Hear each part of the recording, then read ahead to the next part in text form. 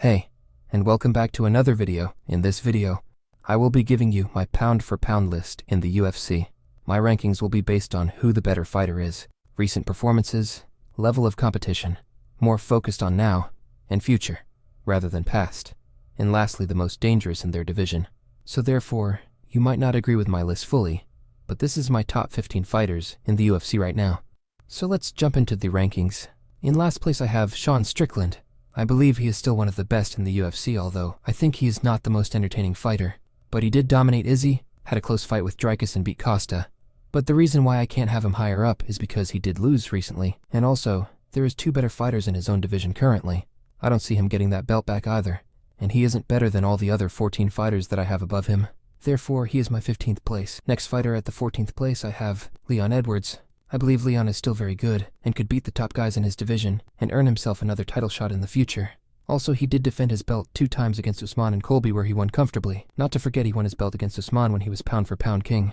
The reason I can't have Leon higher is because he did get dominated by Bilal, and also Shavkat, and Gary could beat Leon, so Leon ain't a comfortable top 3 in his own division. But I still believe he would beat Strickland, and is a better fighter than Strickland. Now in 13th place, I have Max.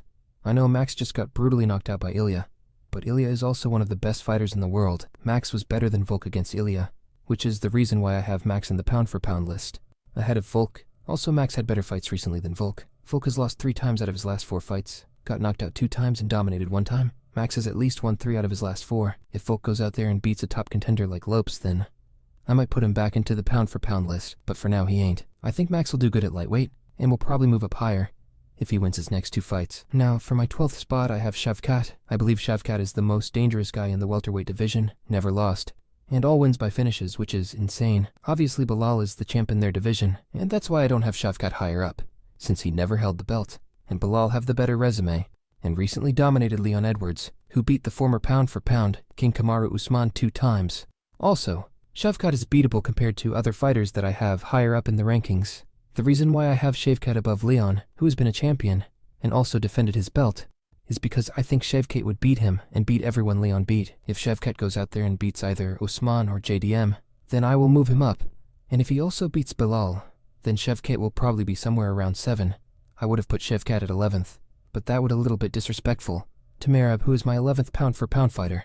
The reason why I have Merab above Shavkat is not because he is a better fighter, or has a better future in the sport, because I don't think Merab will be champion after his next fight if he fights Umar. But I have to respect Merab for beating Yan, Aldo, Sean and Henry very comfortably. He also have an insane all-around resume, and is the current champion of his division. The only reason I can't have him higher up is because I don't think he is the best in his own division, and don't have a long time left being champion.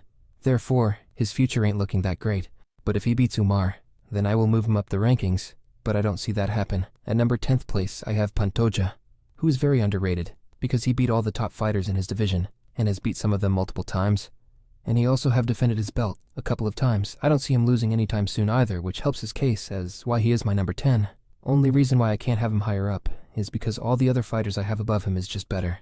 Next fighter at number 9th place I have Bilal. Bilal is very good.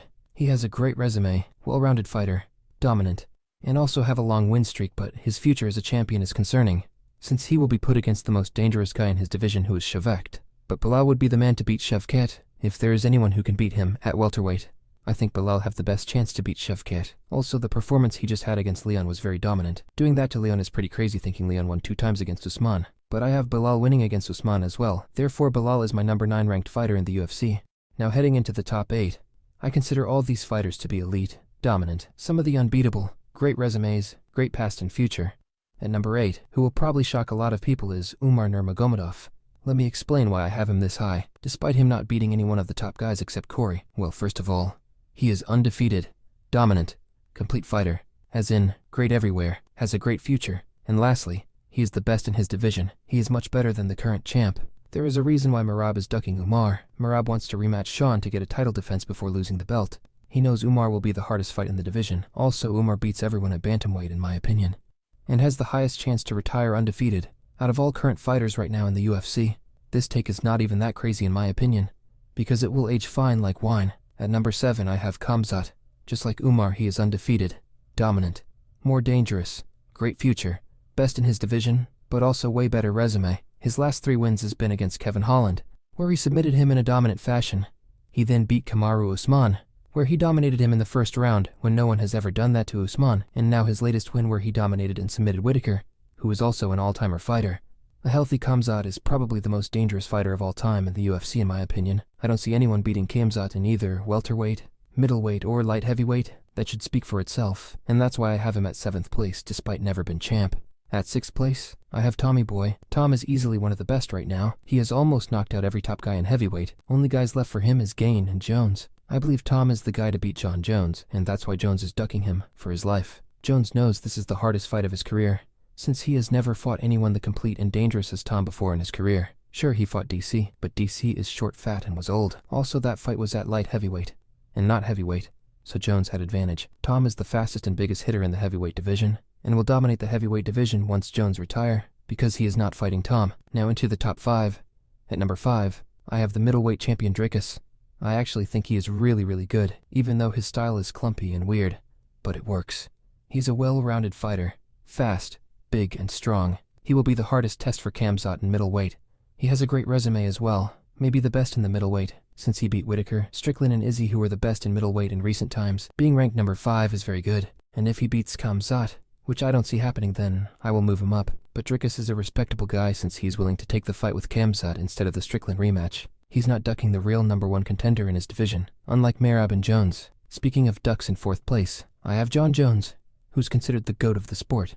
Only for that he is this high, but also because he's been at the top his whole career, well-rounded, most title defenses, and great resume. He also submitted Gane in the first round, after coming back into the cage after 5 years. Even though he is ducking Tom and has been on steroids probably for his whole career, he is still today one of the best fighters in the world, and will be my number 4. At number 3 I have Alex Pereira. He would have been my number 2 if he actually thought Ankalaev instead of Khalil. But nonetheless, number 3 is very good, and he is a monster. He might not have a good future in the UFC because I think Ankalaev beats him, but Alex has still defended his belt 3 times, 2 division champ, and also a very good resume in such short time, which earns him my number 3 ranked fighter in the world. Now into the last 2 spots, which is obvious who it will be. It's Ilia Topuria and Islam Makhachev. Ilia at 2, and Islam at 1. Both fighters are well-rounded, dominant, insane resumes, great future, and look unbeatable. But Islam is more dominant and complete than Ilia, and would beat Ilia pretty comfortably in my opinion. Both fighters have to fight the number 1 contender in their own division before maybe fighting each other. If Ilia beats Islam, then, yeah, he will be the number 1 pound-for-pound fighter. But until then, Islam will remain the king.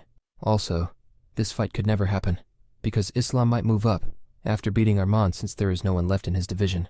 Meanwhile, Ilia still has a possible Volk rematch, Lopes and the winner of Movsar and Sterling. Ilia is also more beatable than Islam. I believe Islam win against everyone in both lightweight and welterweight. Meanwhile, Ilia could lose to Movsar and would struggle against Arman.